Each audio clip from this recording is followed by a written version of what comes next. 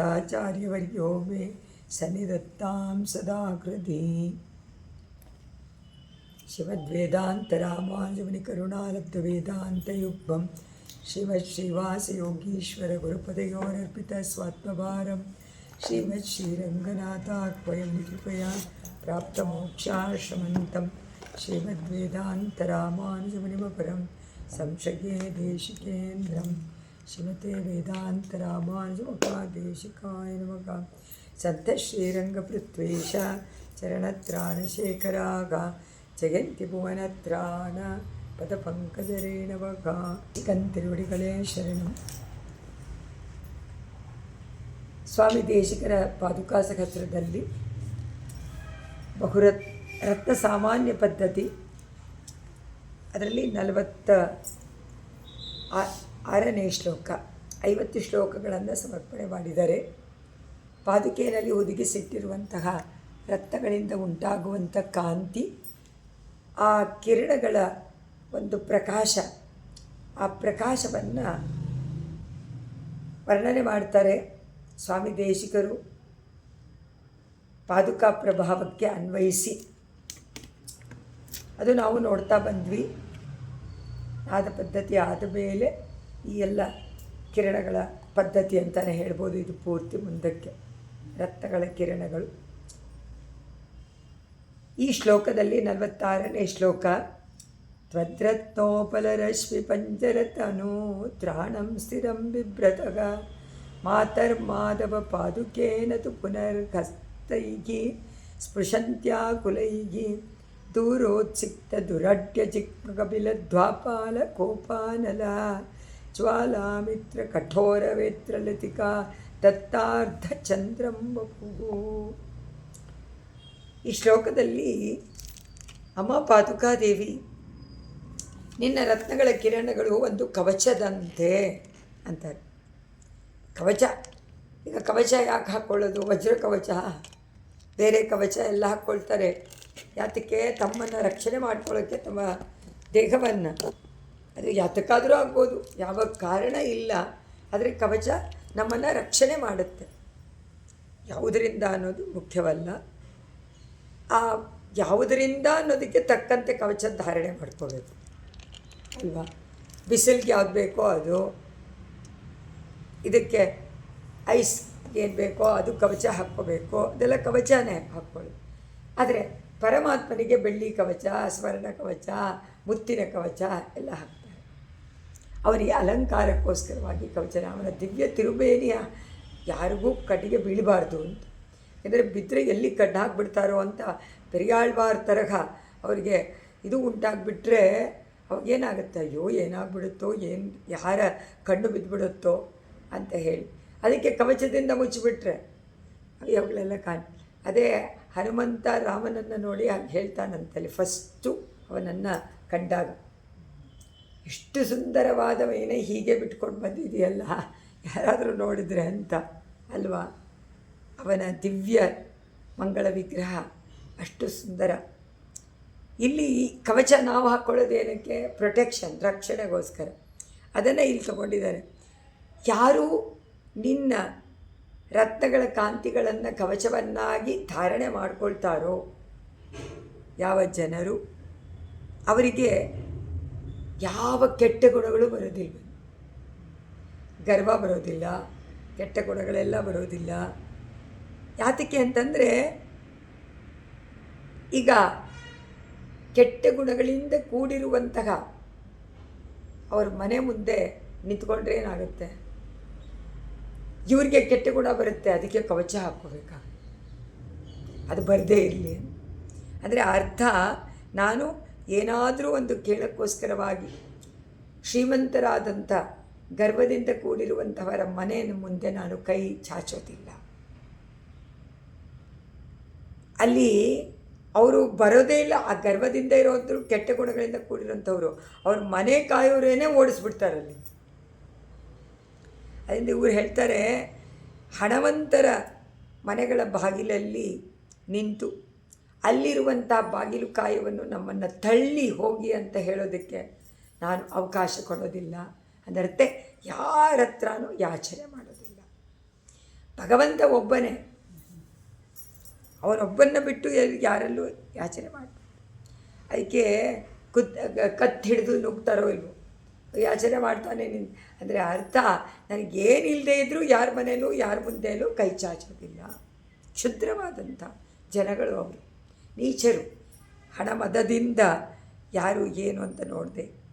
ಅದರಿಂದ ಆಳ್ವಾರವರ ಸುಂದರವಾದ ಅವರ ದಿವ್ಯ ಸೂಕ್ತಿಗಳನ್ನು ಯಾರು ಚೆನ್ನಾಗಿ ಅನುಸಂಧಾನ ಮಾಡಿರ್ತಾರೋ, ತಾತ್ಪರ್ಯವನ್ನು ತಿಳ್ಕೊಂಡಿರ್ತಾರೋ, ತಿಳ್ಕೊಂಡು ಜ್ಞಾನದಿಂದ ಅನುಷ್ಠಾನವೂ ಮಾಡ್ತಾರೋ, ಅವರು ಯಾವತ್ತೂ ಯಾವ ಅಪಮಾನಕ್ಕೂ ಒಳಗಾಗೋದಿಲ್ಲ. ಹಣವಂತರು, ವಿದ್ಯಾವಂತರು, ಜ್ಞಾನಿಗಳು ಅವ್ರ ಮುಂದೆ ಹೋಗಿ ಇವರು ಅಪಮಾನಕ್ಕೆ ಒಳಗಾಗೋದಿಲ್ಲ.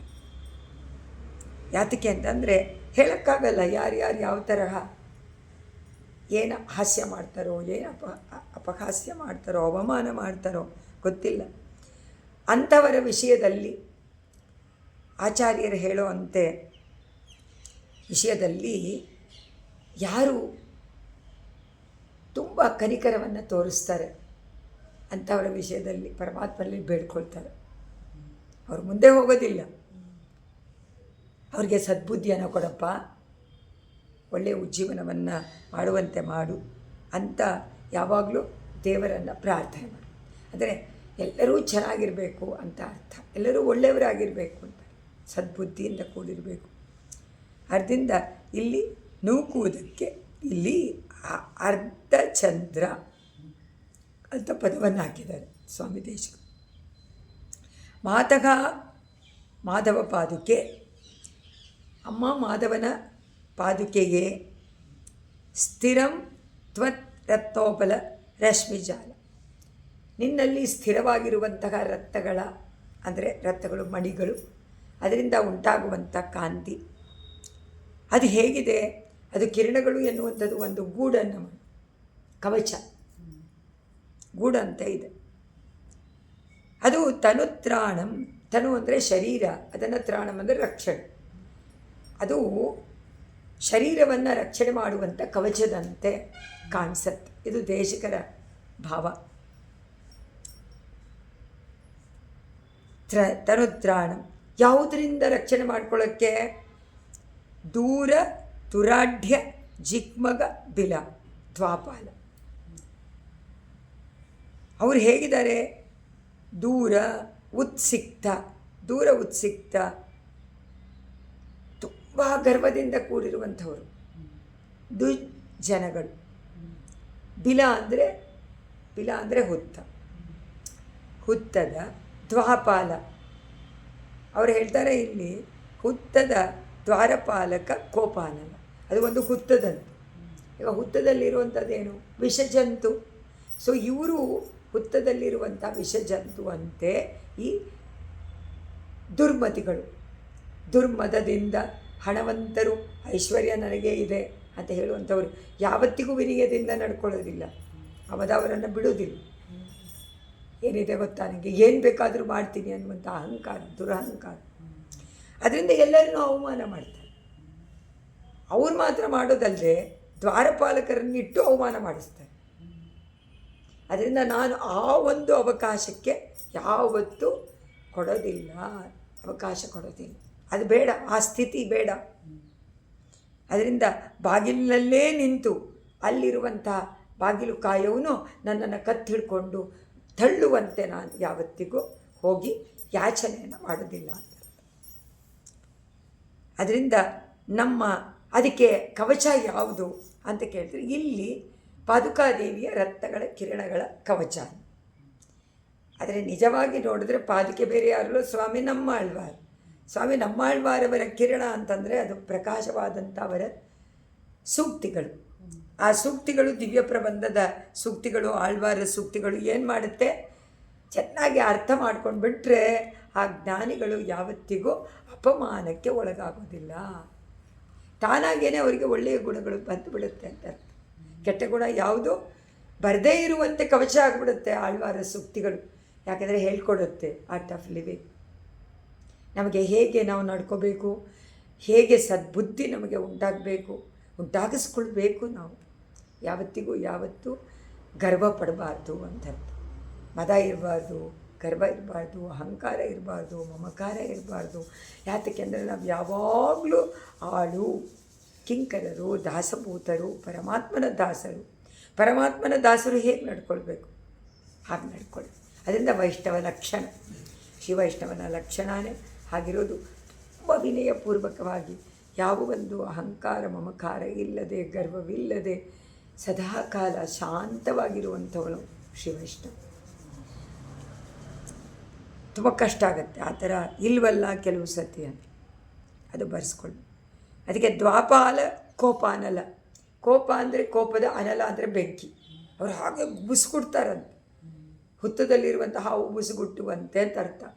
ಅವ್ರು ಮಾತ್ರ ಅಲ್ಲ, ದ್ವಾರಪಾಲಕರೇ ಬುಸುಗುಡ್ತಾರೆ. ಅವರು ಕೋಪ ಅನಲ. ಜ್ವಾಲಾಮಿತ್ರ ಕಠೋರ ವೇತ್ರಲತಿಕ. ಅವ್ರ ಹತ್ರ ಏನಿದೆ ಹೊಡೆಯುವಂಥದ್ದೊಂದು ಮಾತುಗಳು, ಕಠೋರವಾದ ಮಾತುಗಳು. ಅದೇ ವೇತ್ರಲತಿಕ ಅವರಿಗೆ. ವೇತ್ರಲತಿಕ ಅಂದರೆ ಬೆತ್ತ, ಹಿಡ್ಕೊಂಡು ಹೊಡೆಯುವಂಥ ಬೆತ್ತ.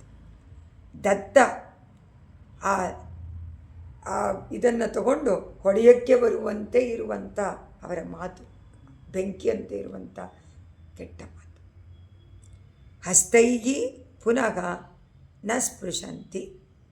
ಅದರಿಂದ ಆ ಥರ ಆಕುಲೈಹಿ ಹಸ್ತೈಹಿ, ಕುತ್ತಿಗೆ ಹಿಡಿದು ತಳ್ಳುವಂತಹ ಕೈ ಯಾವತ್ತಿಗೂ ನನ್ನ ನ ಸ್ಪೃಶಂತಿ ಅಂದ. ಈಗ ರಕ್ತಗಳ ಕಿರಣ ನಮ್ಮನ್ನು ಬಂದು ಮುಟ್ಟುತ್ತೆ. ರಕ್ತಕಿರಣ ಅಂದರೆ ಕೈ. ಇಲ್ಲಿ ದುಷ್ಟ ಜನರ ಕೈ ಬರದೇ ಇರುವಂತೆ ಯಾವತ್ತಿಗೂ ಮುಟ್ಟಬಾರದು. ಯಾಕೆಂದರೆ ನಾನು ರತ್ನಗಳ ಕವಚವನ್ನು ಹಾಕ್ಕೊಂಡ್ಬಿಟ್ರೆ ಯಾವ ಕೆಟ್ಟ ಗುಣವೂ ನಮ್ಮ ಹತ್ತಿರ ಬೇರೆಯವ್ರದ್ದು ಬರೋದಿಲ್ಲ. ಯಾಕೆಂದರೆ ಕೆಟ್ಟ ಗುಣ ಬರೋದೇ ಸಂಬಂಧದಿಂದ. ಅದನ್ನು ಹೇಳಿದ್ದಾರೆ ಇದರಲ್ಲಿ. ಎಂತಹ ಒಂದು ಸುಂದರವಾದ ವಿಷಯ. ಒಂದು ಚೇತನ ಅರ್ಥ ಮಾಡಿಕೊಂಡು ಯಾವ ಅಪಹಾಸ್ಯಕ್ಕೂ, ಅಪವಾದಕ್ಕೂ, ಅಪಮಾನಕ್ಕೂ ಒಳಗಾಗಬಾರ್ದು. ಅದರಿಂದ ಹೇಗೆ ನಡ್ಕೊಳ್ಬೇಕು? ವಿನಯಪೂರ್ವಕವಾಗಿರಬೇಕು. ನಾವು ಯಾವುದಾದ್ರೂ ಒಂದು ಚಿಕ್ಕದು ತಪ್ಪು ಮಾಡಿದ್ರೂ ಗರ್ವದಿಂದ ಅದು ತಳ್ಳಿಬಿಡುತ್ತೆ ಪೂರ್ತಿ, ಅದು ಹೋಗುತ್ತೆ, ತಲೆನೇ ಎತ್ತಕ್ಕಾಗೋದಿಲ್ಲ. ಅದರಿಂದ ಸಾವಧಾನವಾಗಿರಬೇಕು, ಶಾಂತಿಯಿಂದ ನಡ್ಕೊಳ್ಬೇಕು, ಸಂತೋಷವಾಗಿ ಎಲ್ಲರನ್ನೂ ನಗಿಸ್ತಾ ತಾನೂ ನಗಿಸ್ತಾ ಇರಬೇಕು. ಅದೇ ನಮ್ಮ ಜೀವನಕ್ಕೆ ಒಳ್ಳೆಯ ಆಹಾರ. ಸಂವರ್ತೋದಿತ ಸೂರ್ಯಕೋಟಿ ಸದೃಶೇಂ ರಂಗೇಶ ಪಾದಾವನಿ ಪ್ರಸ್ತೌಷಿ ಪ್ರತಿಯತ್ನ ರತ್ನನಿಕರ ಜ್ಯೋತಿಶ್ಚಟಾಮುದ್ಭಟಾಂ ತನ್ಮನ್ಯೇ ತ್ವದನನ್ಯ ಸೂರಿ ಪರಿಷತ್ ಮಧ್ಯೆ ನಿವೇಶಾಯ ನಗ ತಾದೃಗ್ವಾಸರಸೇಪಿ ಭೇತ್ತುಮಚಿರಾತ್ ಅಸ್ಮಾಕಮಂಧಂ ತಮಗ. ನಮ್ಮಲ್ಲಿರುವಂಥ ಅಂಧಕಾರ, ಕತ್ತಲೆ ಎನ್ನುವಂಥ ಅಜ್ಞಾನ. ಅದರಿಂದ ಹೇಳ್ತಾರೆ ಇಲ್ಲಿ ಅಮ್ಮ ಪಾದಕ್ಕೆ, ನಿನ್ನ ರತ್ನಗಳ ಕಾಂತಿಯನ್ನು ನೋಡಿದರೆ ಪ್ರಳಯ ಕಾಲದಲ್ಲಿ ಎಷ್ಟೊಂದು ಸೂರ್ಯರು ಉದಿಸಿದಂತೆ ಪ್ರಕಾಶ, ಎಷ್ಟು ಕೋಟಿ ಕೋಟಿ ಸೂರ್ಯ ಸಮಪ್ರಭೆಯಂತೆ ಪ್ರಕಾಶದಂತೆ ಇದೆ ನಿನ್ನ ಆ ಬೆಳಕು, ಆ ಕಾಂತಿ. ಅಷ್ಟು ಬೆಳಕನ್ನು ಯಾತಕ್ಕುಂಟು ಮಾಡಿದಾಳೆ ಪಾದುಕಾದೇವಿ? ಪ್ರಳಯ ಕಾಲದಲ್ಲಿ ಉಂಟಾಗುವಂಥ ಪ್ರಕಾಶವನ್ನು ಉಂಟು ಮಾಡಿದಾಳಂತೆ. ಅದಕ್ಕೆ ಹೋಲಿಸ್ತಾ ಇದೆ. ಯಾತಕ್ಕೆ ಅಂದರೆ ಪ್ರಕೃತಿ ಮಂಡಲದಲ್ಲಿ ಎಲ್ಲೆಲ್ಲೂ ಕತ್ತಲೆ, ಅಂಧಕಾರ. ಪ್ರಳಯ ಕಾಲದಲ್ಲಿ ಅಂಧಕಾರ, ಕಷ್ಟಗಳನ್ನು ಅನುಭವಿಸ್ತಾ ಈ ಪ್ರಕೃತಿ ಮಂಡಲದಲ್ಲಿ ಜನರನ್ನು ನೋಡಿಬಿಟ್ಟು, ಅಯ್ಯೋ ನೀವು ಯಾವ ಕಷ್ಟಪಡಬೇಡಿ, ಬರೀ ಸುಖ. ಯಾತಕ್ಕೆ ಅಂದರೆ ಬರೀ ಸುಖ ಬೇಕಲ್ವ ನಿಮಗೆ, ಕಷ್ಟ ಬೇಡವಲ್ಲ. ಕಷ್ಟ ಇರೋದು ಸಂಸಾರ, ಕಷ್ಟ ಇಲ್ಲದಿರುವಂಥದ್ದು ಪರಮಪದ. ಪರಮಪದ ಎನ್ನುವಂಥದ್ದು ಒಂದಿದೆ, ವೈಕುಂಠ ಇದೆ. ಆ ವೈಕುಂಠದಲ್ಲಿ ಅಲ್ಲಿಗೆ ನಿಮ್ಮನ್ನು ಕರ್ಕೊಂಡು ಹೋಗ್ಬಿಟ್ರೆ ನಿಮಗೆ ಈ ಸಂಸಾರ ಕಷ್ಟ ಎಲ್ಲ ಇರೋದು, ಎಲ್ಲ ಹೊಟ್ಟೋಗುತ್ತೆ ಅಂತ ದೇವರು ತಾನೇ ಹೇಳಿದ್ದಾನೆ ಎಷ್ಟೋ ಸತಿ. ಭಕ್ತರು ಕೂಡ ಪರಮಾತ್ಮನನ್ನು ಪ್ರಾರ್ಥನೆಯನ್ನು ಮಾಡ್ತಾರೆ. ಅಪ್ಪ ನಿನ್ನ ಜೊತೆಯಲ್ಲಿದ್ದರೆ ಯಾವಾಗಲೂ ಸುಖ, ಅದು ಒಂದೇ ನಿತ್ಯ ಸುಖ. ಅದರಿಂದ ಸದಾ ನಿನ್ನ ಜೊತೆಯಲ್ಲಿರುವಂತೆ ಇಲ್ಲೇ ಮಾಡು, ಇಲ್ಲ ಕರ್ಕೊಂಡು ಹೊಟ್ಟೋಗು, ಸಂಸಾರವನ್ನು ಬಿಡಿಸು ಅಂತ ಭಕ್ತರು ಕೇಳ್ತಾರೆ. ಅವರೆಲ್ಲ ಎಷ್ಟು ಹೇಳಿದ್ರೂ ಅದು ಮನಸ್ಸಿಗೆ ಹೋಗೋದಿಲ್ಲ ಜನಗಳಿಗೆ. ಉಪನ್ಯಾಸ ಕೇಳ್ತಾರೆ, ಓದ್ತಾರೆ, ಹೇಳಿದ್ದನ್ನೆಲ್ಲ ಹೇಳಿದ್ದಾನೆ ಅಂತ ಗೊತ್ತಿರುತ್ತೆ, ಆದರೂ ಮನಸ್ಸಿಗೆ ಅದು ನಿಲ್ಲೋದಿಲ್ಲ ಮನಸ್ಸಿನಲ್ಲಿ ಸ್ಥಿರವಾಗಿ. ಯಾತಕ್ಕೆ ಅಂದರೆ ಅಜ್ಞಾನ ಎನ್ನುವಂಥ ಆ ಕತ್ತಲನ್ನು ಹೋಗಲಾಡಿಸ್ಬೇಕಲ್ಲ, ಅದಕ್ಕೋಸ್ಕರ ಇವಳು ಅಷ್ಟು ಪ್ರಕಾಶವನ್ನು ಉಂಟು ಮಾಡಿದ್ದಾಳೆ. ಇಲ್ಲ ನೋಡಿ, ಕಷ್ಟ ಇಲ್ಲ, ಪರಮಾತ್ಮ ಇದ್ದಾನೆ, ಬನ್ನಿ. ಅವರೆಲ್ಲ ಹೇಳಿದ್ರೆ ಕೇಳಲ್ಲ, ಅಡಿಗೆಯನ್ನು ಹೇಳ್ತಾ ಇದ್ದೀನಿ ಬನ್ನಿ ಅಂತ. ಸ್ವಾಮಿ ನಮ್ಮಾಳ್ವಾರ ಹೇಳ್ತಾರೋ ಇಲ್ವೋ, ಅವ್ರು ಹೇಳೋದೇ ವೈಕುಂಠ ಸಿಗತ್ತೆ ನಿಮಗೆ ಖಂಡಿತ, ಇಲ್ವಾ?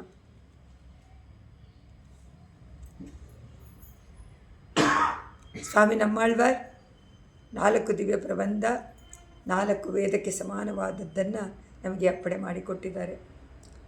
ಒಂದರಲ್ಲೂ ಎಲ್ಲದರಲ್ಲೂ ಒಂದೊಂದು ಪಾಶುರವೂ ಭಗವಂತನ ವಿಷಯ, ಬೇರೆ ಬೇರೆ ತರಹ ಉಪದೇಶವನ್ನು ಮಾಡ್ತಾರೆ. ಮೊದಲು ತಮ್ಮ ಮನಸ್ಸಿಗೆ ಉಪದೇಶ ಮಾಡಿ ನಮಗೆ ತೋರಿಸ್ತಾರೆ, ಆದರೆ ನಾವು ಕೇಳೋದಿಲ್ವಲ್ಲ, ಅದು ನಮ್ಗೆ ಅರ್ಥ ಆಗೋದಿಲ್ಲ. ಡೈರೆಕ್ಟಾಗಿ ನಮಗೆ ಉಪದೇಶ ಮಾಡಬೇಕು. ವೀಡು ಮಿನ್ ಮುತ್ತವು ವೀಡು ಶೈದೆ ಉಮ್ಮುಯರ್ ವೀಡು ಡೈ ಯಾನಿಡೈ ವೀಡು ಶೈದೆ, ಎಲ್ಲವನ್ನೂ ನೀವು ಕೊಟ್ಟುಬಿಡಿ ಅವನಿಗೆ, ಫ್ರೀ ಆಗಿಬಿಡಿ, ಅದೇ ಮೋಕ್ಷ. ನೀವು ಫ್ರೀ ತಾನೇ ಕೇಳ್ತೀಯ, ಮೋಕ್ಷ ಅಂದ್ರೇನು? ಫ್ರೀಡಮ್. ಇಲ್ಲಿಂದ ಎಲ್ಲವನ್ನು ಅವನಿಗೆ ಕೊಟ್ಟುಬಿಡಿ, ಆಗೋಯ್ತಲ್ಲ, ನಿನಗೇನು ಇಲ್ವೇ ಇಲ್ವಲ್ಲ. ಎಷ್ಟು ಸುಲಭ ಶರಣಾಗತಿ, ಎಲ್ಲವನ್ನು ಅವರಿಗೆ ಸಮರ್ಪಣೆ ಮಾಡು. ಆಗ ಏನಾಗುತ್ತೆ, ಈ ಲೋಕದಲ್ಲಿ ನಮಗೆ ಜಿಗುಪ್ಸೆ ಉಂಟಾಗತ್ತೆ, ಅವನಲ್ಲಿ ಆಸೆ ಉಂಟಾಗುತ್ತೆ, ಅವನಲ್ಲಿ ಜಿಜ್ಞಾಸೆ ಉಂಟಾಗತ್ತೆ. ಪರಮಪದ ಯಾವಾಗ ಹೋಗ್ತೀನಿ, ಅವನ ಜೊತೆಯಲ್ಲಿ ಯಾವಾಗ ಇರ್ತೀನಿ ಅನ್ನುವಂಥ ಆಸೆ ಉಂಟಾಗತ್ತೆ. ಹಾಗೆ ಉಪದೇಶವನ್ನು ಮಾಡಿದ್ದಾರೆ ಸ್ವಾಮಿ ನಮ್ಮಾಳ್ವರು. ಆ ಉಪದೇಶವನ್ನು ಈಗ ಪಾದುಕಾದೇವಿ ತನ್ನ ರತ್ನಗಳ ಕಿರಣ ಮೂಲಕವಾಗಿ ಮಾಡ್ತಾರೆ. ಕವಚ ಅಂತಂದರೂ ಈಗ ಉಪದೇಶ, ಎಲ್ಲವನ್ನೂ ಬಿಟ್ಟು ಪರಮಾತ್ಮನಲ್ಲಿ ಸಮರ್ಪಣೆ ಮಾಡಿ. 528ನೇ ಶ್ಲೋಕ. ಸಲೀಲಂ ವಿನ್ಯಸ್ಯ ತ್ವಯಿ ಚರಣರಕ್ಷೇ ನಿಜಪದಂ ಯದೃಚ್ಛಾ ನಿಷ್ಕ್ರಾಂತೆ ವಿಹರತಿ ಹರೌ ರಂಗರಸಿಕೆ ದಿಶಾ ಸೌಧಾನಷ್ಟೌ ಜನಯಸಿ ತದಾ ನಿರ್ಭರಮಿಳತ್ ಮಣಿಚ್ಛಾಯಾಮಾಯ ಘನ ಘಟಿತ ಕೇತುವ್ಯತಿಕರಾನ್. ಘನಛಾಯಾ ಸಲೀಲಂ ವಿನ್ಯಸ್ಯ ಚರಣರಕ್ಷೆ, ರಂಗನಾಥನ ಚರಣಗಳನ್ನು ರಕ್ಷಣೆ ಮಾಡುವಂತಹ ಅಮ್ಮ ಪಾದುಕಾದೇವಿಗೆ. ಅವನಿಗೆ ರಂಗರಸಿಕ ಅಂತ ಕರೀತಾನೆ. ಶ್ರೀರಂಗದಲ್ಲಿ ರಸಿಕತೆಯಿಂದ ಇದ್ಬಿಟ್ಟಿದ್ದಾನೆ, ಒಂದು ನಾಟಕ ಮಾಡ್ತಾ ಇದ್ದಾನು. ಅದಕ್ಕೆ ಯಾವುದಪ್ಪ ಸ್ಟೇಜ್ ಅಂತಂದರು, ಶ್ರೀರಂಗ ಕ್ಷೇತ್ರವೇ ಒಂದು ಸ್ಟೇಜು, ಅಲ್ಲಿಂದ ಎಲ್ಲ ನಾಟಕ, ದಶಾವತಾರ ನಾಟಕ, ಆಚಾರ್ಯ ಆಳ್ವಾರ್ಗಳ ನಾಟಕ ಎಲ್ಲ ಮಾಡ್ತಾ ಇದ್ದಾನೆ. ಅದನ್ನು ರಸಿಕತೆಯಿಂದ ನೋಡ್ತಾರೆ, ಹೇಳ್ಕೊಟ್ಬಿಟ್ಟು ಮಾಡಿಸಿ ನೋಡಿಬಿಟ್ಟು ಕ್ಲಾಪ್ ತಟ್ಟೋದು. ಅವರೇ ಹೇಳ್ಕೊಟ್ಟಿರ್ತಾರೆ, ಅವರೇ ವೇಷ ಹಾಕ್ತಾರೆ, ಅವರೇ ಎಲ್ಲ ಮಾಡ್ತಾರೆ. ಆಮೇಲೆ ಅವರು ಕಡೆ ದಿವಸ ಎಲ್ಲ ಆದಮೇಲೆ ಮಾಡಿದಾಗ ಇವ್ರು ಜೋರಾಗಿ ಚಪ್ಪಾಳೆ ತಟ್ತಾರೆ. ಅದರ ಪರಮಾತ್ಮ ತಾನೇ ಎಲ್ಲವನ್ನು ಮಾಡ್ತಾನೆ, ಅವನಿಲ್ಲದೆ ಏನೋ ನಡೆಯೋದಿಲ್ಲ ಅಂತ ಗೊತ್ತು ನಮಗೆ. ಆದರೂ ನಾವು ನಮ್ಮ ಸ್ವಾತಂತ್ರ್ಯವನ್ನು ಕೊಂಡಾಡ್ಕೊಳ್ತೀವಿ. ಕೊಟ್ಟಿದ್ದಾನಲ್ಲ, ಸ್ವಾತಂತ್ರ್ಯ ಕೊಟ್ಬಿಟ್ಟಿದ್ದಾನೆ, ಮಾತಾಡೋಕ್ಕೊಡಿ ಎಲ್ಲದಕ್ಕೂ. ನಿಮ್ಮ ಇಂದ್ರಿಯಗಳ ಕಂಟ್ರೋಲು ಮಾಡೋಕ್ಕಾಗಲ್ಲ, ಯಾಕೆ ಅಂತಂದರೆ ನಮ್ಗೆ ಸ್ವಾತಂತ್ರ್ಯ ಇರೋದ್ರೇನು. ಅವನೇನು ಮಾಡಲ್ಲ. ಅವನು ಹೃಷಿಕೇಶ ಇರ್ಬೋದು, ಹೃಷಿಕ ಅಂದರೆ ಇಂದ್ರಿಯಗಳ ಈಶ. ಅದರಿಂದ ಅವನನ್ನೇ ಪ್ರಾರ್ಥನೆ ಮಾಡ್ಕೊಳ್ಬೇಕು, ನೀನೇ ಕಟ್ಟು ಹಾಕಬೇಕಪ್ಪ ನಮ್ಮ ಇಂದ್ರಿಯವನ್ನು ಅಂತ. ಅದಕ್ಕೆ ಸುಲಭವಾಗಿ ಆಚಾರ್ಯರ ಕೃಪಾ ಕಟಾಕ್ಷವನ್ನು ಕಳಿಸಿದ್ದಾನೆ. ಪಾದುಕಾದೇವಿಗೆ ರತ್ನಗಳನ್ನು ಇಟ್ಟು ಆ ರತ್ನಗಳ ಕಾಂತಿ ನಮ್ಮನ್ನು ಕಟ್ಟಾಕುವಂತೆ ಮಾಡಿದ್ದಾನೆ, ಬಲೆ ಹಾಕಿ ಆಕರ್ಷಣೆ ಮಾಡುವಂತೆ ಮಾಡಿ. ಆದರೂ ನಾವು ತಿಳ್ಕೊಳ್ಳೋದೂ ಇಲ್ಲ, ಅನುಷ್ಠಾನದಲ್ಲೂ ತರುವುದಿಲ್ಲ. ನಮ್ಮ ಪಾಡಿಗೆ ನಾವು ಸಂಸಾರದಲ್ಲೇ ಸಂಸರಿಸ್ತಾ ಇರ್ತೀವಿ ಅಂತ. ನಮಗದೇ ತುಂಬ ಪ್ರಿಯ. ಅದನ್ನು ಹೇಳ್ತಾರೆ ಇಲ್ಲಿ ಅಮ್ಮ ಪಾದುಕೆ, ನಿನ್ನನ್ನು ಪರಮಾತ್ಮ ಧಾರಣೆ ಮಾಡಿಕೊಂಡು ಬರ್ತಾನೆ ಉತ್ಸವದಲ್ಲಿ. ಏನು ವಿಜೃಂಭಣೆಯಿಂದ ಬರ್ತಾನೆ. ಮುಂದುಗಡೆ ನೋಡಿದರೆ ಓಲಗಾರ ಇರುತ್ತೆ, ನೃತ್ಯ ಮಾಡೋರು, ಹಾಡು ಹೇಳೋರು, ಗಾನ ಮಾಡುವಂಥವರು ಎಲ್ಲರೂ ಮುಂದೆ, ಆಳ್ವಾರ ಪ್ರಬಂಧವನ್ನು ಹೇಳುವಂಥವರು ಮುಂದೆ ಎಷ್ಟು ಸುಂದರ ಉತ್ಸಾಹದಿಂದ ನೋಡುವಂಥವರು ಎಷ್ಟು ಜನ.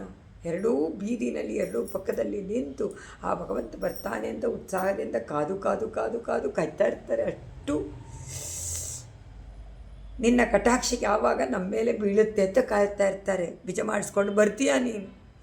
ಆಗ ಅವನ ಕಾಂತಿ ಇದ್ದೇ ಇರುತ್ತೆ. ಅವನು ಸೂರ್ಯಕೋಟಿ ಸಮಪ್ರಭ. ಅವನ ಕಾಂತಿ ಜೊತೆಗೆ ನಿನ್ನ ಮಣಿಗಳ ಕಾಂತಿ ಎಲ್ಲ ಆಕಾಶದಲ್ಲಿ ಹರಡಿಬಿಡುತ್ತೆ. ಫಳ ಫಳ ಫಳ ಅಂತ ಆಕಾಶವೆಲ್ಲ ಹರಡಿದೆ. ಅದನ್ನು ನೋಡಿದ್ರೆ ಏನು ಅನಿಸುತ್ತೆ ಗೊತ್ತಾ? ಆಕಾಶದಲ್ಲಿ ಏನಾದರೂ ಧ್ವಜಗಳನ್ನೆಲ್ಲ ಕಟ್ಟಿದಾರೇನೋ, ಬಣ್ಣ ಬಣ್ಣದ ಬಾವುಟಗಳು. ಉತ್ಸವದಲ್ಲಿ ಕಟ್ತಾರೋ, ಅಲಂಕಾರ ಮಾಡ್ತಾರೆ, ತೋರಣಗಳನ್ನು ಕಟ್ತಾರೆ, ಬೇರೆ ಬೇರೆ ಇದರ ತರಹ ಎಲ್ಲ ಪೂರ್ತಿ ಹಾಕಿರ್ತಾರೆ. ಮಾಲೆ ಮಾಲೆಯಾಗಿ ಧ್ವಜ ಪಟಗಳನ್ನು ಕಟ್ಟಿ ಹಾಕಿರ್ತಾರೆ. ಈಗ ಮಾವಿನ ಸೊಪ್ಪನ್ನು ಕಟ್ಟಿ ಹಾಕ್ತಾರೆ, ಮುತ್ತುಗಳ ಮಾಲೆಗಳನ್ನು ಹಾಕ್ತಾರೆ, ದೀಪಗಳ ಮಾಲೆಗಳನ್ನು ಹಾಕ್ತಾರೆ. ಅದೇ ಥರ ಇವರು ಹಾಕಿದಾರಂತೆ ಧ್ವಜಪಟಗಳು, ಬಣ್ಣ ಬಣ್ಣದ ಧ್ವಜಪಟಗಳನ್ನು ಆಕಾಶದಲ್ಲಿ ಕಟ್ಟಿ ತೋರಣವಾಗಿ ಹಾಕ್ಬಿಟ್ಟಿದಂತೆ. ಯಾವುದದು? ರತ್ನಗಳ ಕೆರಡಗಳ ಸಮೂಹ. ಅದು ಅಷ್ಟು ಎಲ್ಲರನ್ನೂ ಉತ್ಸಾಹಗೊಳಿಸಿ ಆನಂದವನ್ನು ಉಂಟು ಮಾಡುವಂತೆ ಕಾಣಿಸ್ತಾ ಇದೆ ಒಬ್ಬ ಚೇತನನಿಗೆ. ಅದನ್ನು ನೋಡಬೇಕಾದ್ರೆ ಅವನಿಗೆ ಒಂದು ಸುಕೃತ ಬೇಕು. ಅದು ಅಜ್ಞಾತವಾದ ಸುಕೃತ, ಗೊತ್ತಿಲ್ಲದೆ ಇರುವಂತೆ ಮಾಡಿರುವಂಥ ಯಾದೃಚ್ಛಿಕ. ಆ ಸುಕೃತ ಇದ್ದರೆ ಸಾಕು, ಸದಾಚಾರ್ಯನ ಕಟಾಕ್ಷ ಸಿಗತ್ತೆ. ನೋಡಿದ್ವು, ಯಾದೃಚ್ಛಿಕ ಸುಕೃತ ಇಲ್ಲದೆ ಇದ್ದರೆ ಯದೃಚ್ಛಾ, ಏನು ಗೊತ್ತಿಲ್ಲದೆ ಇರುವಂತೆ ಅಜ್ಞಾತ ಸುಕೃತ. ಆ ಸುಕೃತ ಸದಾಚಾರ್ಯರ ಕಟಾಕ್ಷ ಸಿಕ್ಬಿಡುತ್ತೆ ಸುಕೃತೆಯಿಂದ. ಆಗ ಅವರು ನಮಗೆ ಭಗವಂತನನ್ನು ತೋರಿಸಿ ಅವನ ಕಟಾಕ್ಷವನ್ನು ಬೀಳಿಸ್ಬಿಡ್ತಾರೆ. ಆಗ ಇವನೇನಾಗ್ತಾನೆ? ಚೇತನ ಉದ್ಧಾರ ಆಗ್ತಾನೆ. ಇಲ್ಲದೇ ಇದ್ದರೆ ಆಗಲ್ಲ. ಯಾತಕ್ಕೆಂದರೆ ಒಳ್ಳೆಯ ಸದ್ಗುಣ, ಒಳ್ಳೆಯ ನಡತೆ, ಒಳ್ಳೆಯ ಸ್ವಭಾವ ಎಲ್ಲ ಉಂಟು ಮಾಡಿಬಿಡ್ತಾರೆ ಆಚಾರ್ಯ. ಹೇಗೆ ನಡ್ಕೋಬೇಕು ಅಂತ ಹೇಳಿಕೊಟ್ಟು. ನೀನು ಆವಾಗಲೂ ಕೇಳದೇ ಇದ್ದರೆ ಆಗ ಭಗವಂತನ ದರ್ಶನ ಆಗೋದಿಲ್ಲ, ಸಾಕ್ಷಾತ್ಕಾರವಾಗೋದಿಲ್ಲ, ಮೋಕ್ಷ ಸಿಗೋದು ಕಷ್ಟ. ಅದರಿಂದ ಆಚಾರ್ಯರ ಹತ್ರ ಸಂಪೂರ್ಣವಾಗಿ ಪರಮ ವಿಶ್ವಾಸದಿಂದ ಅವರನ್ನು ಅನುಸರಿಸಿ ಬಿಟ್ಟರೆ ಸಾಕು, ಪರಮಾತ್ಮನ ಅನುಗ್ರಹಕ್ಕೆ ಪಾತ್ರರಾಗ್ಬಿಡುತ್ತೆ ಅಂತ ಹೇಳ್ತಾರೆ. ಸಮಸ್ತ ದಿಕ್ಕುಗಳಲ್ಲಿ ಅವರಿಗೆ ವಿಶೇಷ ಕೀರ್ತಿ ಉಂಟಾಗತ್ತೆ, ಯಶಸ್ಸು ಉಂಟಾಗತ್ತೆ. ಅವರನ್ನು ಬಂದು ಎಲ್ಲರೂ ಅವಲಂಬಿಸ್ತಾರೆ. ಆ ಥರ ಆಗ್ಬಿಡ್ತು. ಅದರಿಂದ ನಾವೇನು ಮಾಡಬೇಕು? ಪರಮಾತ್ಮನ ಪಾದುಕಾದೇವಿಯ ದರ್ಶನವನ್ನು ಮಾಡಬೇಕು, ನಮಸ್ಕಾರ ಮಾಡಿಕೊಳ್ಬೇಕು. ಅವಳ ಕಿರಣಗಳು ನಮ್ಮ ಮೇಲೆ ಬೀಳುವಂತೆ ಆದಾಗ ನಮಗೆ ಭಗವಂತನ ದರ್ಶನ ಖಂಡಿತ ಚೆನ್ನಾಗಿ ಮಾಡ್ಬೋದು. ಚರಣರಕ್ಷೆ ರಂಗರಸಿಕೆ ಹರವು ಹೊರ ಅಂದರೆ ಹರಿಯ ರಂಗನಾಥನು ತ್ವಯಿ ನಿಜಪದಂ ಸಲೀಲಂ ವಿನ್ಯಸ್ಯ, ತನ್ನ ನಿಜವಾದ ಪಾದವನ್ನು ನಿನ್ನ ಮೇಲೆ ವಿನ್ಯಾಸ ಇಟ್ಟು ನಿಷ್ಕ್ರಾಂತೆ ಇದ್ದಕ್ಕಿದ್ದಂತೆ ಹೊರಟು ಬಿಡ್ತಾನೆ ಉತ್ಸವದಲ್ಲಿ. ನಡಿ ಹೋಗೋಣ ಅಂತ ಪಾದುಕಾದೇವಿ ತಕ್ಷಣ ಅವ್ರ ಮೇಲೆ ಕಾಲಿಟ್ಟ ತಕ್ಷಣ ಹೊರಡೋದೇ ಕೆಲಸ. ಹೊರಟು ವಿಜಯ ಮಾಡಿಸಿ ತ್ವಂ ನೀನು ತದಾ ಆಗ, ಯಾವಾಗ ಅವನನ್ನು ಕರ್ಕೊಂಡು ಬರ್ತೀಯೋ ಅವನು ಬರ್ತಾನೋ ಆಗ ಅಷ್ಟೌ ದಿಶಾ ಸೌಧಾನ್, ಅಷ್ಟೌ ದಿಶಾ 8 ದಿಕ್ಕುಗಳಲ್ಲಿ ಒಂದು ಸೌಧ, ಎಲ್ಲ ದಿಕ್ಕುಗಳ ಮಹಡಿ ಮನೆಗಳು. ಸೌಧ ಅಂದರೆ ಎತ್ತರವಾದ ಅರಮನೆಗಳಂತೆ ಇರುವಂಥದ್ದು. ನಿರ್ಭರ ಮಿಳತ್, ನಿರ್ಭರ ಪೂರ್ಣವಾಗಿ ಮಿಳತ್ ಕೂಡಿರುವ ಮಣಿರ್ ಛಾಯ, ಮಣಿಗಳ ಕಾಂತಿಗಳ ಛಾಯೆ ಸಂಪೂರ್ಣವಾಗಿ ಏನು ಮಾಡುತ್ತೆ? ಮಾಯಾ ಘನ ಘಟಿತ. ಮಾಯಾ, ಇಲ್ಲಿ ಮಾಯಾ ಅಂದರೆ ನಾವು ಆಶ್ಚರ್ಯ ಅಂತೀವಿ, ಇಲ್ಲಿ ಅದರ ನೆಪದಿಂದ ಛಾಯಾ, ಆ ಕಾಂತಿಗಳ ಮೂಲಕವಾಗಿ ಅಂತ, ಅದರ ನೆಪದಿಂದ ಘನ ಘಟಿತ. ಘನ ಅಂದರೆ ಭಾರವಾದಂಥ ಅಥವಾ ಹೆಚ್ಚಾಗಿ, ಘನ ಅಂದರೆ ಹೆಚ್ಚಾದಂತಹ ಘಟಿತ ಕೇತು ವ್ಯತಿಕರಾಗ. ಕೇತು ಅಂದರೆ ಧ್ವಜ, ಚಿತ್ರಕೇತು ಇದೆವಲ್ಲ ಅದನ್ನು ಘಟಿತ ಕೂಡಿರುವಂತಹ ಬಾವುಟಗಳಿಂದ ಅಥವಾ ಬೇರೆ ಬೇರೆ ಬಣ್ಣ ಬಣ್ಣದ ಧ್ವಜಗಳ ಸಂಬಂಧದಿಂದ ಜನಯಿಸಿ ಅದನ್ನು ಉಂಟು ಮಾಡ್ತೀಯಾ.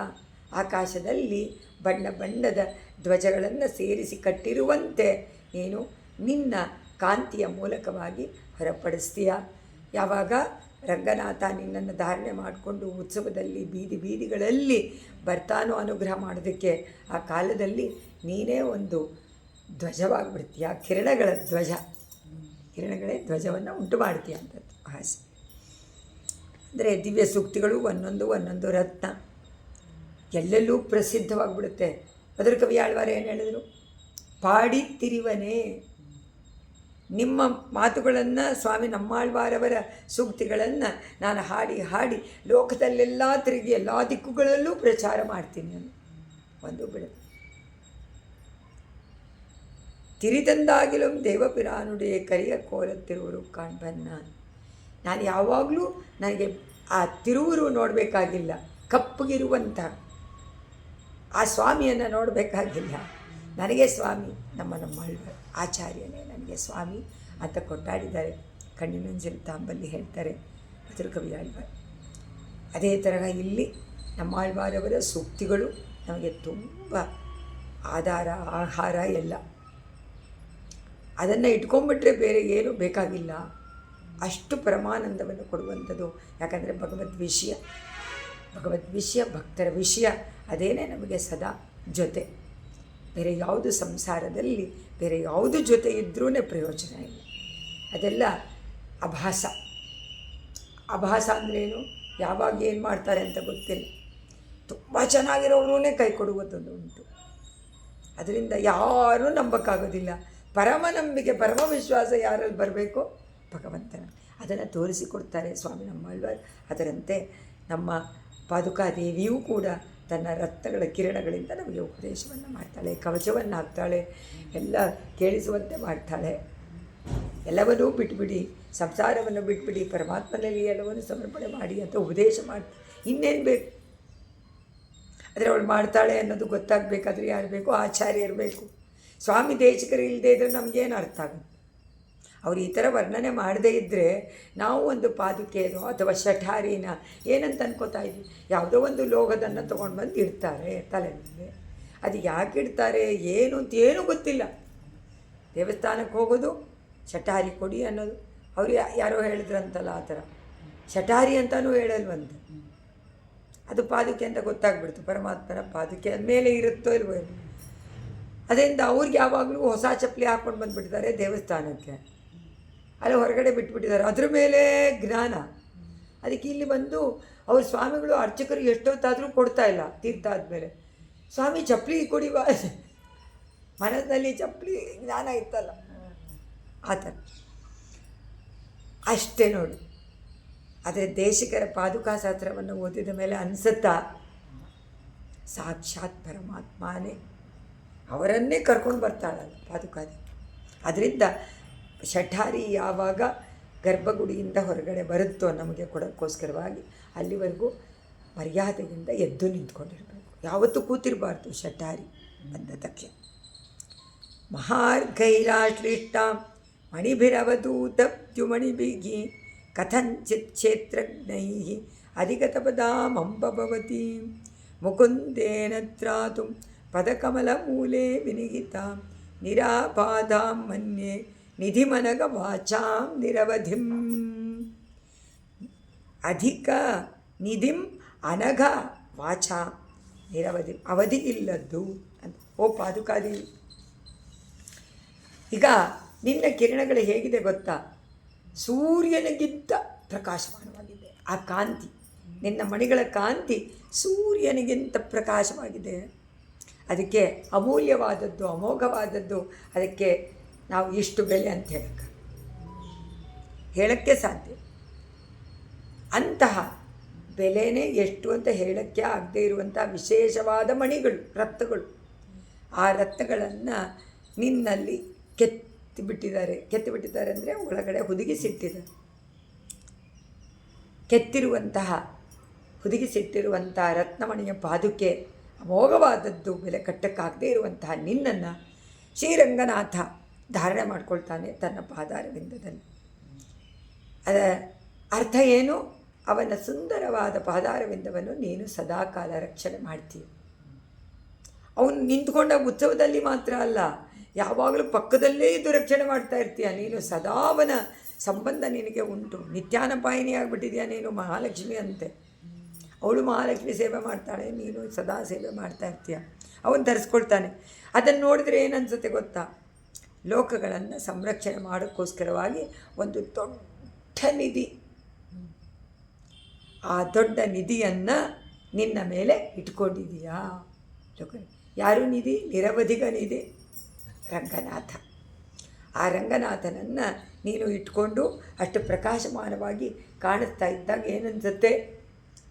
ಆಹಾ, ಜಗದ್ರಕ್ಷಕನನ್ನು ನೀನು ನಿನ್ನಲ್ಲಿ ಧಾರಣೆ ಮಾಡಿಕೊಂಡು ಅವನನ್ನು ಪಾದಗಳನ್ನು ರಕ್ಷಣೆ ಮಾಡಿಕೊಂಡು ಬರ್ತೀಯಲ್ಲ, ಆ ನಿರವಧಿಕ ನಿಧಿಯನ್ನು ನೀನು ಇಟ್ಕೊಂಡು ಮೊನ್ನೆ ನನಗೆ ಹಂಗೆ ಕಾಣಿಸುತ್ತೆ.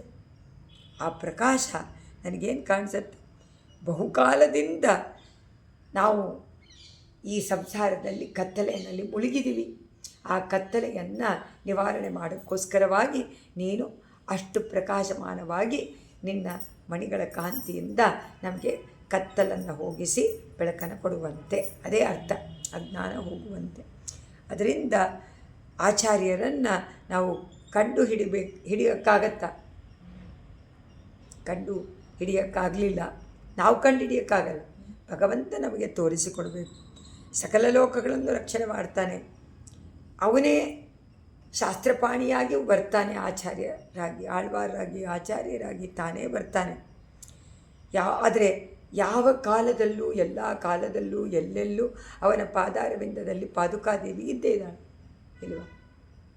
ಯಾವಾಗಲೂ ಇದ್ದಾಳೆ. ತನ್ನ ಅಡಿಗಳನ್ನು ಇಟ್ಕೊಂಡಿರ್ತಾನೆ, ಅವರಲ್ಲೇ ಇಟ್ಟಿರ್ತಾನೆ. ಯಾವರಲ್ಲಿ? ಅವನು ಅವತಾರ ಮಾಡಿದಾಗ, ಆಳ್ವಾರಾಗಿ ಬಂದಾಗ, ಆಚಾರ್ಯರು ಬಂದಾಗ, ಎಲ್ಲ ಬಂದಾಗಲೂ ಇರ್ತಾನಂತೆ. ಪಾದುಕಾದೇವಿಯನ್ನು ಇಟ್ಕೊಂಡಿರ್ತಾನೆ. ಅದರಿಂದ ಆಳ್ವಾರ ಆಚಾರ್ಯರ ಪಾದುಕೆ ನಮಗೆ ಮುಖ್ಯ, ಇಲ್ವಾ? ಆ ಪಾದುಕೆ ತಾನೆ, ಅವರ ಪಾದುಕೆಯೂ ನಮಗೆ ಪರಮಾತ್ಮನ ಪಾದುಕೆ. ಯಾಕಂದರೆ ನಮ್ಮ ಆಚಾರ್ಯ ಸ್ವಾಚಾರ್ಯ ಅವರನ್ನು ಹೇಗೆ ನೋಡಬೇಕು ಅಂದರೆ ಪರಮಾಚಾರ್ಯನನ್ನಾಗಿ ನೋಡಬೇಕು. ಪರಮಾಚಾರ್ಯ ಭಗವಂತ. ಸೊ ಆಚಾರ್ಯ ದೇವೋಭವ, ಆಚಾರ್ಯರನ್ನು ದೇವರಂತಾರೆ. ಆ ಪಾದುಕೆ ಏನು ಹಾಗಾದರೆ? ಆಚಾರ್ಯರ ಪಾದುಕೆಯು ಪರಮಾಚಾರ್ಯನಾದ ಅವನ ಪಾದುಕೆ. ಅದರಿಂದ ನಾವು ಎಂಥ ಮರ್ಯಾದೆ ಕೊಟ್ಟು, ನಿಮ್ಮ ಪ್ರಥಮ ನಿಷ್ಠೆಯಲ್ಲಿ ಇದ್ರೂ ಆ ಪ್ರಥಮ ನಿಷ್ಠೆಯನ್ನು ಇಲ್ಲಿಗೆ ಅನ್ವಯಿಸಿದಾಗ ಅದೇ ಥರ ಆ ನಿಷ್ಠೆ ಉಂಟಾಗಬೇಕು. ಆ ಪ್ರೀತಿ ಭಕ್ತಿ ಎಲ್ಲವೂ ಉಂಟಾಗಬೇಕು ಅಂತ ಇಲ್ಲಿ ಹೇಳಿದ್ದಾರೆ. ಕತ್ತಲನ್ನು ಹೋಗಲಾಡಿಸುತ್ತೆ. ಹಾಗೆ ನಿನ್ನ ಈಗ ಅವರು ಹೇಳ್ತಾರೆ, ಸೂರ್ಯನ ಕಿರಣ ಕತ್ತಲನ್ನು ಹೋಗಿಸುತ್ತೆ. ಆದರೆ ಭೂಮಿಯಿಂದ ಈ ಕಡೆಗಿದ್ದವ್ರಿಗೆಲ್ಲ ಕತ್ತಲು ಹೋಗುತ್ತೆ, ಸೂರ್ಯ ಈ ಕಡೆ ಇದ್ದಾಗ. ಆ ಕಡೆ ಇದ್ದವ್ರಿಗೆ ಕತ್ತಲು. ಸೊ ಒಂದೊಂದು ಕಡೆ ಮಾತ್ರ ಕಿರಣ ಬಿದ್ದು ಬೆಳಕಾಗತ್ತೆ. ಆದರೆ ನಿನ್ನ ಕಿರಣಗಳು ಎಲ್ಲ ಜಾಗದಲ್ಲೂ ಅಜ್ಞಾನವನ್ನು, ಕತ್ತಲೆಯನ್ನು ಹೋಗಿಸುತ್ತೆ. ಅದು ನಿನ್ನ ವೈಭವ, ಪಾದುಕಾ ವೈಭವ. ತಾಪತ್ರಯಂ ನಿರುಂಧೆ ಭಜತಿ ಕಷಾಯಾನ್ ವಿಶೋಷಯತಿ ಪಂಕಂ ತೇಜಸ್ತ್ರಿತಿಗಮಿದಂ ತೇ ಶಂಕೆ ರಂಗೇಂದ್ರ ಪಾದುಕೆ. ಶಂಕೆ ರಂಗೇಂದ್ರ ಪಾದುಕೆ ತೇಜಘ. ತೇಜಸ್ಸು ಅಂದರೆ ಏನು? ಪ್ರಕಾಶ. ತೇಜಸ್ಸು ಸೂರ್ಯ, ಚಂದ್ರ, ಅಗ್ನಿ ಎಲ್ಲ ತೇಜಸ್ಸಿಗೆ ಸಂಬಂಧಪಟ್ಟಿದ್ದೆ. ಪರಮಾತ್ಮ ಅವನ ತೇಜಸ್ಸನ್ನು, ಪ್ರಕಾಶವನ್ನು ನಮ್ಗೆ ಕೊಟ್ಟಿರೋದ್ರಿಂದ ನಾವು ನೋಡ್ತಾ ಇದ್ದೀವಿ. ಒಂದೊಂದು ವಸ್ತುವಿಗೂ ಕೊಟ್ಟಿದ್ದಾನೆ, ಅದರಿಂದ ಕಾಣಿಸ್ತಾ ಇದೆ. ಇಲ್ಲಾಂದರೆ ಕಾಣಿಸಲ್ವಲ್ಲ. ರಂಗೇಂದ್ರ ಪಾದುಕೆ. ಶ್ರೀರಂಗ ಕ್ಷೇತ್ರಕ್ಕೆ ರಾಜನಾದಂತಹ ಇಂದ್ರ, ಶ್ರೇಷ್ಠನಾದಂಥ ಶ್ರೀರಂಗಚಂದ್ರನ ಪಾದುಕೆಗೆ ನಿನ್ನ ತೇಜ, ನಿನ್ನ ಕಾಂತಿ. ತಾಪತ್ರಯ 3 ವಿಧವಾದ ತಾಪ: ಆಧ್ಯಾತ್ಮಿಕ, ಅಧಿಭೌತಿಕ, ಅಧಿದೈವಿಕ ಎನ್ನುವಂಥ 3 ತಾಪತ್ರಯಗಳು ಸಂಸಾರದಲ್ಲಿ ಎಲ್ಲರೂ ಅನುಭವಿಸಲೇಬೇಕಾದ್ದು. ಅದನ್ನು ತಪ್ಪಿಸ್ಕೊಳ್ಳೋಕ್ಕೆ ಆಗಲ್ಲ. ಯಾಕೆಂದರೆ ನಮಗೆ 3 ಗುಣ ಉಂಟಲ್ಲ, 3 ಗುಣಕ್ಕೆ ತಕ್ಕ ಸಾತ್ವಿಕ, ರಾಜಸ, ತಾಮಸ. ಅದೇ ಥರ 3 ತಾಪ ಅದರಿಂದನೇ ಉಂಟಾಗ.